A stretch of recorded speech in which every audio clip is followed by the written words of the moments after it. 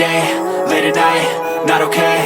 All I want, and I pray, all I need are some better days. Fuck me, I'm looking in the mirror, so foggy, but I've never seen clearer.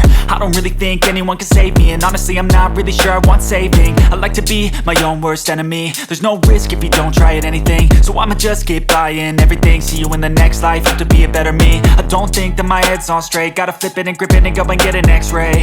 What's wrong with me? I just feel weight pushing on my chest and it squeezes till I suffocate. Better change my mindset, meditate. It's pretty cool that I'm alive and have better days. I could walk, see, hear, I should celebrate. Think I could change my mind, maybe elevate. Living life, everyday, late at night, not okay. All I want, and I pray, all I need are some better days.